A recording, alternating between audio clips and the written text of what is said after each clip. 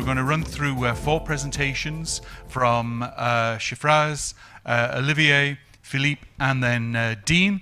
We'll break for coffee. Then we'll move into the breakout streams for the second half of the morning, where we'll have a stream on contextual communications, the second part of the telecom app development stream, and then the dangerous demo. So we were doing a dry run last night until late. It's going to be the most dangerous and definitely the largest demo we've had within TAD Summit. We'll break for lunch, so it'll be a late lunch at 1:20. Then at 2:20, we're back again, and then we're going to go through a keynote from Vish on rethinking telecoms.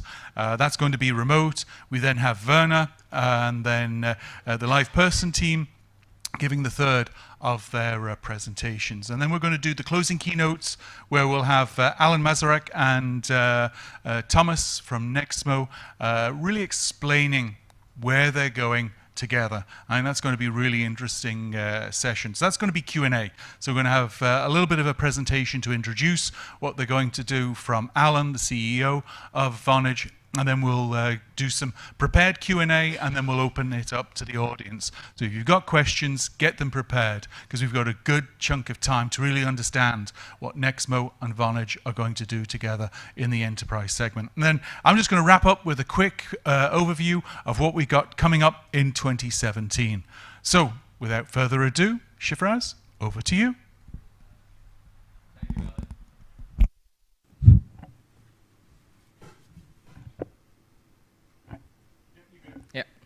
Good morning, ladies and gentlemen. Yesterday, we actually learned a lot from all the developers and the partners and the service providers, etc., who are here, giving us good insight as into what they are into. And it's great to see a lot of people also moving into the API ecosystems, and they have started building all those cool things that we also have tried out. Today, my objective is to tell you, yesterday I gave you some sort of a tease, or I gave you an insight, what I'm going to reveal today. It's about the secret sauce, not anymore. Once I said to you, it's not going to be a secret sauce at all. If you think this can be implemented in your country, in your operator, or in one of your engagements that you do, definitely please do take. We are happy to share this with you, because we are here spending 9,447 kilometers all the way from Sri Lanka. This is to share with you the service innovation case study. According to Alan, we are the best service innovation case study that we have from the world. So that's definitely a privilege. So let me start off with the presentation.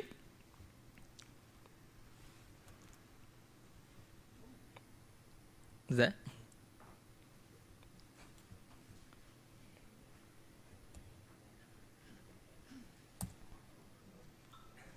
Yeah, there you go. Nice.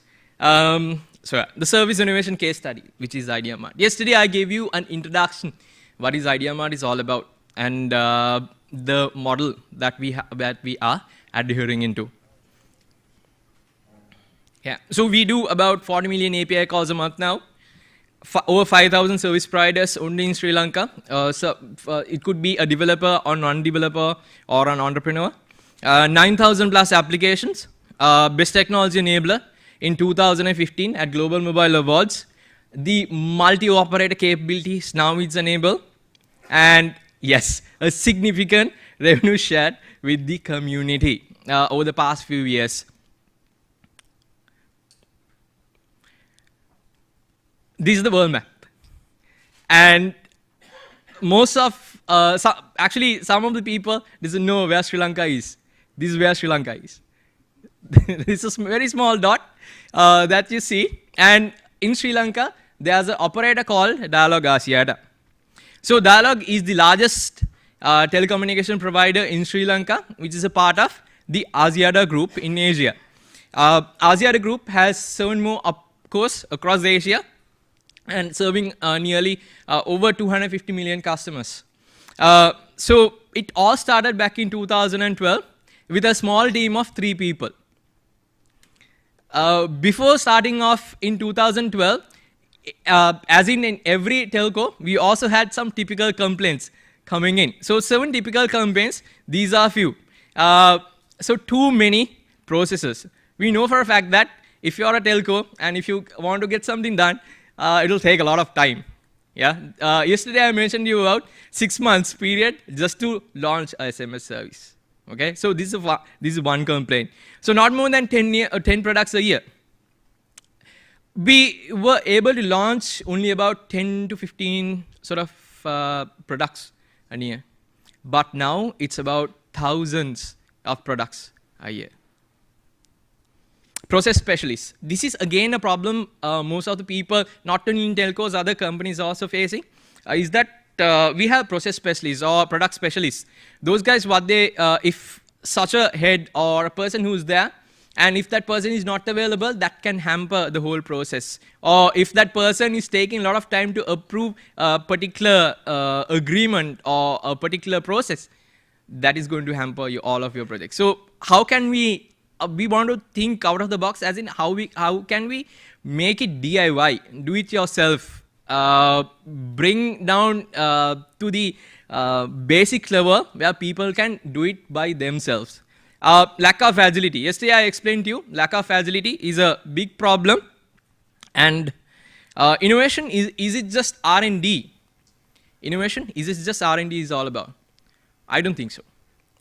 Innovation needs to be, you build something, you try it out, and you try that out in the market. So you validate the product. You can have MVP, you can have all those beta testers coming in. So, but if we can take that into market, that is a true innovation. Can we make it internal people to innovate? Can we get external people to innovate? That's again a complaint. And we have resources. What next? USSD gateways to all those telco resources we have brought in. And another complaint is that all the OTT players coming in and MNOs are losing their business. Though that's again a complaint. How can we make use of these resources? How can we either collaborate or to fight back with an MNO, with an OTT player? Okay, so how can we do that? So these things are 7 key typical telco complaints that we see and that we saw. And I'm happy to say that at least 90% of these complaints have been reduced at Dialog Asiata after introducing the platform that I'm going to talk to you about and the process that I'm going to, or the model that I'm going to talk to you about. So now you must be interested, okay, now Shafraz is talking about all those innovation happening in Sri Lanka.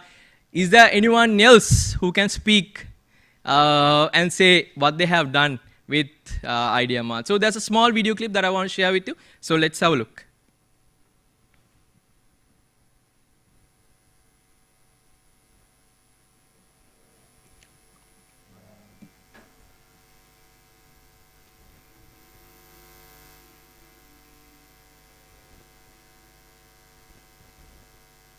Give me a minute.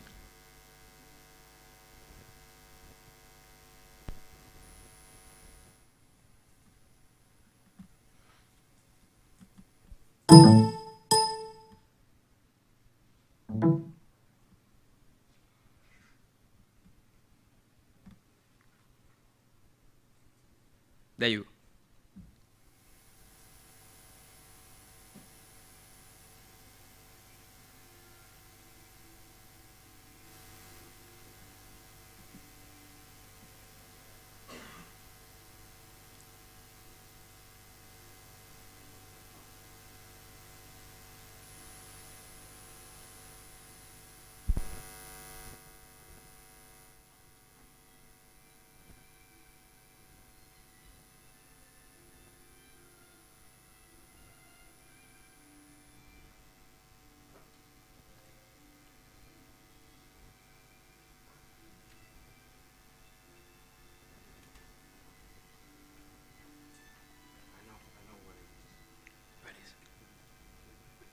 Play it back.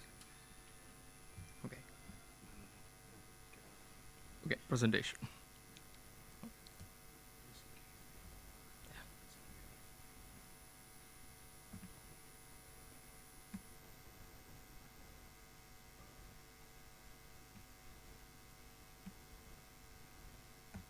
All good? Yeah, sure.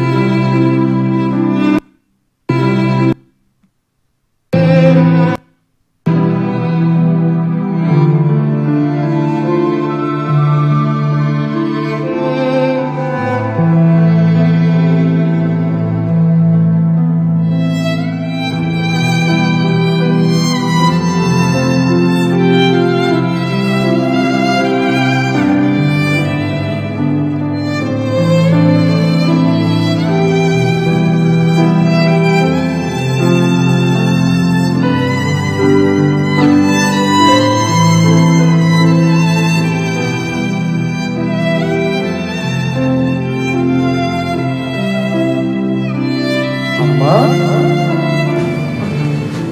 am Ruandi Sanayaka. I am an entrepreneur. I use Ideamart to study coding and telco infrastructures.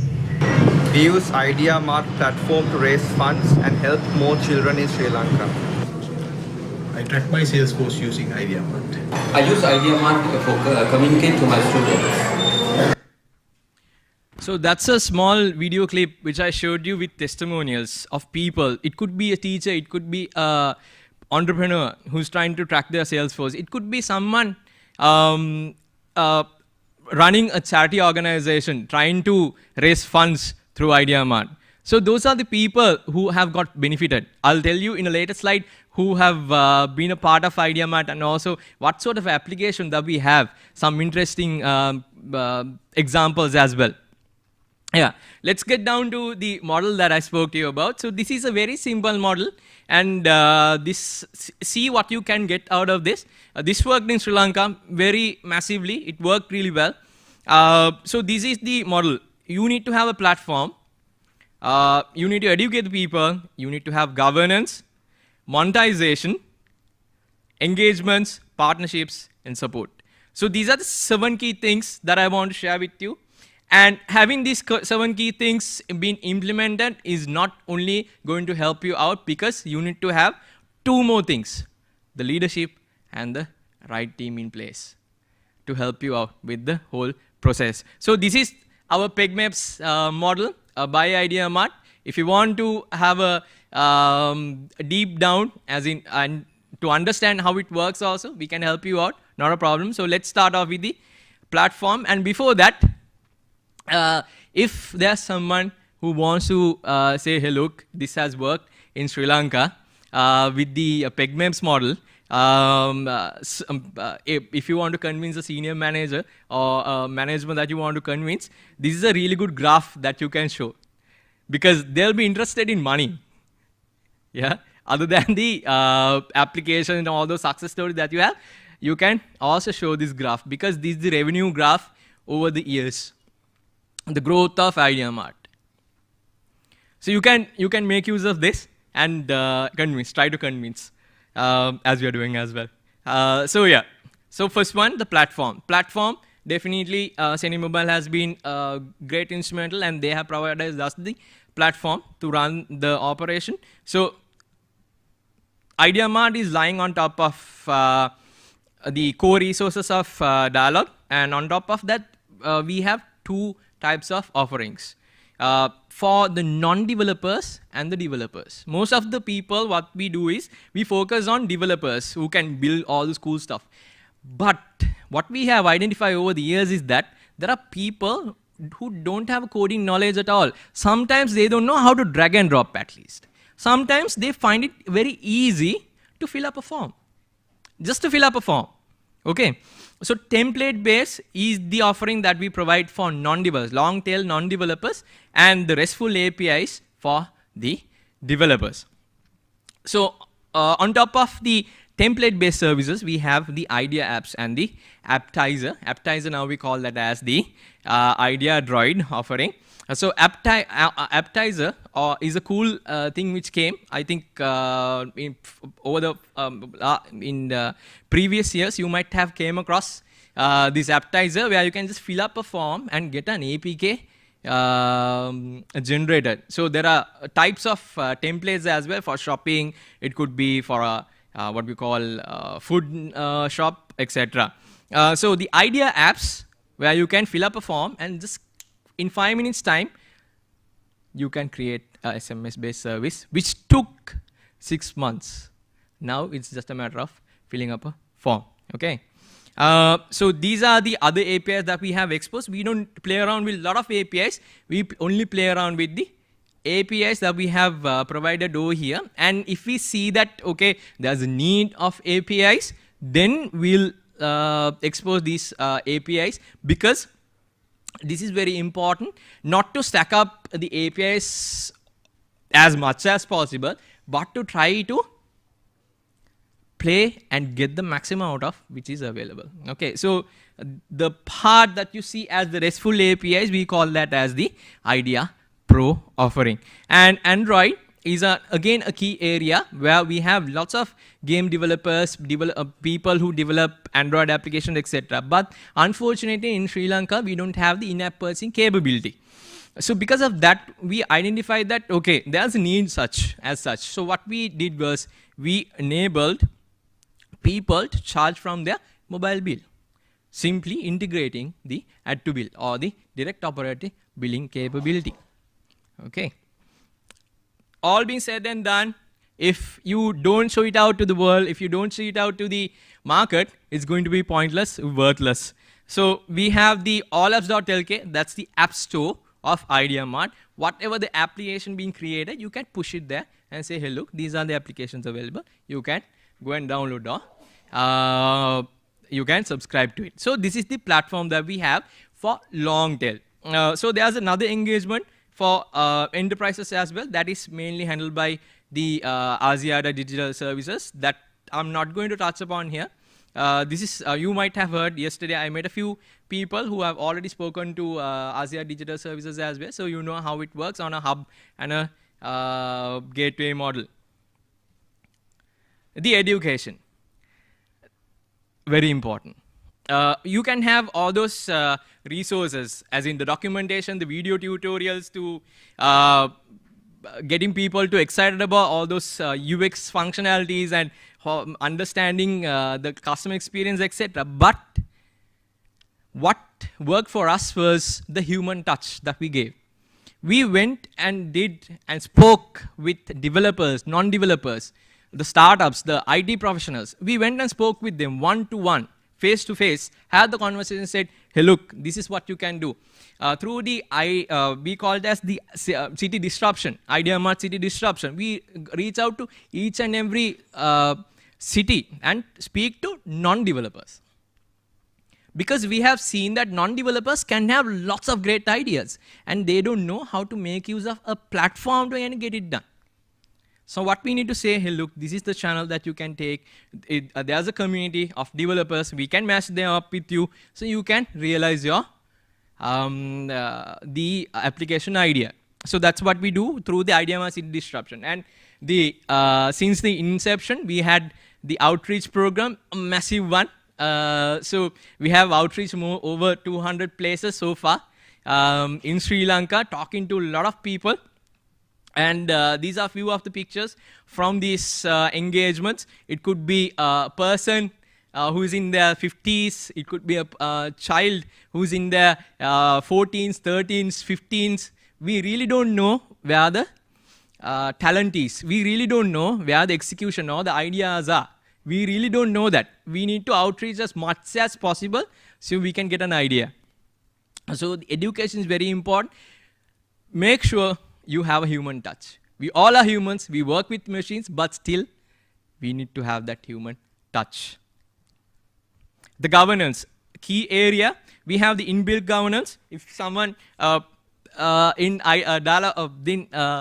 the community context, there are people who would want to play around with the systems and say all those, sending all those bad little words inside the platform. We don't allow those. And there are marketing T&C in place to govern these people. Because Dialog is letting loose all those developers to the core network capabilities. SMS USD. So we need to govern. So we need to govern the application that they are creating. We need to govern the marketing materials, what they are going to say to the outside the world. Because at the end of the day, even though Ideamart sits in between the end users and the Dialog or Hutch, the blame comes to who? The blame comes to Dialog or Hutch. They'll say Dialog is charging us this much. They are not providing a service. Even though there's a layer in between called Ideamart, they don't see that. What they see is only the operator, where we get lots of calls to our customer service at Dialog, talking about charging being happened, services not being provided, so etc. So we need to govern those ATL campaigns, and because of the people whom we are outreaching into, will have their different backgrounds. They'll have different levels of education. They'll have they are coming from different environments, but they have great ideas. So what we do is, if we get to know that someone is going out of the border that we have set up for them, we have a zero tolerance process in place. We either suspend and take it into fraudulent management team, or else we completely terminate them if that is completely violating the process that we have in place. So the quality control, for the quality control, we pick up phones and call end users. We pick up phones and call the SPs to provide great services, and we get people to, if a person, we see that if that person has a good, very good application, and we see there's a potential much more than that we think, we give them support as well, and we give them mentoring. Community self-governs themselves because they have identified, because now there are people who live through the income that they get from Ideamart alone. And there are people who have their incomes while they are doing another job. So they know the importance of this whole platform, the ecosystem that we have built. So what they do is they self-govern the whole community rather than before we intervene.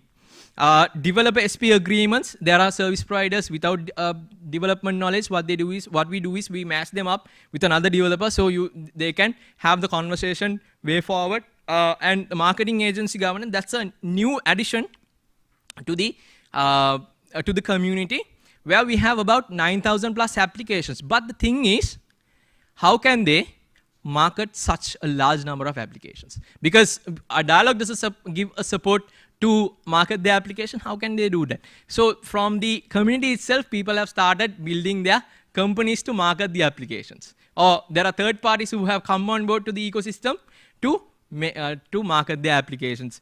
And finally, the reconciliation of payments. Initially, when started off with Ideamart, when the team earlier who went and spoke with the finance management team and said, hey, look, we need to reconcile the service providers within 15 days time. And they laughed at the team and said, are you joking?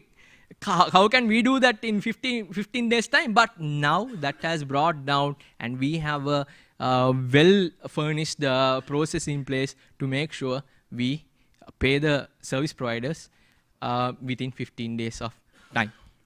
So that's the governance. Monetization, by default, all the APIs are monetized, and facilitate different revenue models where the service provider or the developer can pick and choose what they want. They can, is it daily, monthly, or per request that they can define how they want it. And the engagements, last month alone, we had 4 hackathons. 22 hackathons, school coding competitions. Some people tend to ask us, why do you go to a school? School children doesn't know anything about it. They just play around with all this Python or like a very basic level language. We really don't know that. We really don't know. Why? These days, the children are familiar with all those technological pieces. That has become a part of their life now. So they might want to build something cool, something new. We really don't know how they want to do it. So what we do is we go and talk to them. And from there, we have found out some real jewels. I'll show you in a later slide the jewels that we found in some of the competitions. Agents of Influence program, we have about 20 people. 20 people across Sri Lanka becoming the face of Ideamart and spreading across and helping us out to outreach the word. And idea brainstorming, we do one-to-one mentoring. As I said to you, human touch is very important. Workspace for startups, outsource technological projects to the developer community. It's because we see that if we can nurture the community again and again, that means that we are building or strengthening the community that we have. So these are few pictures from the community engagements, and this is a structure that we adhere to if we are planning on a hackathon. So hackathon matrix version 1.0, and the partnerships, obviously the Hutch partnerships is a very important one which came across where we have plugged in another service provider to expand the services to another Elco infrastructure, GSM Accelerator program. They're helping us out with the innovation fund to get people to get fundings from the innovation fund. And TAD Hack obviously been in inspiration and a great support for us even though we are in Sri Lanka, we see that our team videos are being played in different, very different countries as well. So that's an exposure that we give. Might get something, I might not get, but the exposure is what we really think of. UNDP, we organized the first ever, Sri Lanka's first ever social innovation hackathon, and Venture Engine coming on board, where Dinesh also is a part of it. And ITR Venture Engine is to fund. There are a bunch of VCs. They fund for projects, and Ideamart is one of their main key areas that they look into to fund in terms of expansion. Angel Hack, that's again in Silicon Valley, where we have got them on board to get our Sri Lankan talent to Silicon Valley. So that's something that we also want looking into. So the enterprise engagements or the partnerships is handled through the MIFE platform and the Asiata digital services. So the final thing, out of the PEGMAPS model, this is the technical support. Technical support, we have two different layers. First layer is the developer support, which we handle from the team that we have at Ideamart, and second level support handled by the Zenit team. And if Manuja and the team is looking at this video, kudos Manuja, thanks a lot for the support. And the non-technical support is handled by the teams that we have from level 1 to level 2. And we call them up, and there are different channels to provide non-technical support and market. And very important one, there are developers who call even at 2 a.m. in the morning. There are people who really call even though you don't understand at what time they'll call. But there are developer support people who can support them. And marketing support, if we see that there's a potential application that we can port into and take it into a greater level, we give them marketing support as well. So those are the elements of the PEGMAPS model. And these are the channels that we focus on helping out to people. And yes, these are few people who are a part of the community. And the problem most of people face is that the female participation. Here in Ideamart, I can say it's about 80-20 ratio where female entrepreneurs and Ideamart service provider are available. And the three gentlemen that you see over here are between age 17 to 19, and they have their own startups already been started. Okay. And these are a few applications. It could be a small application where you send out an SMS and donate to a charity. It could be a small application where you chat with a person. It could be you can be using the SMS API to talk to municipal council from your smart bin. Okay, these are few quick examples of Ideamart that we have. It's not limited to only SMS. And yesterday when Felipe was talking about his project, it reminded me of the Govimituru project that we have at Dialogue, which is similar, that we also run for the farmers. And yeah, the roadmap, you might be interested in looking at the roadmap as well. So exposing 3 minimum APIs by Q1, onboarding local MNOs, that's our thing to do, and international MNOs as well by Q3. And I say you do to revolutionize the lifestyles. That's sort of what we call a lifestyle service providing platform where you can integrate anything and everything. And the APIs we use through the Ideamart platform. So this is the roadmap, and definitely I need to mention there's a hackathon happening at the end of this week. That's called Code Ultimatum Game of Thrones, not Game of Thrones, correct? This Game of Codes, and the selection has been happened. Now we are waiting for the hackathon this weekend. As soon as I fly, I'll be straight going to the hackathon. So there are people who have came before me talking to you about Ideamart, and there's one thing that we always want to show. That's something that I always want to show in one of the international forums, is that to show the team who are running this. So this was our old team, and we had interns. We considered them, all of them, as one team, like one family, one Ideamart team. And we have now we have expanded, and we don't forget to have fun while we are doing all those crazy things, we are staying up late in the night, and still we do all those cool things. Kudos to everyone who's looking at the, watching at the live stream at the moment, and all the SPs. And this is our team. And finally, let me thank all the people, all the service providers, all the team members who've been instrumental to bring Ideamart to such a great extent.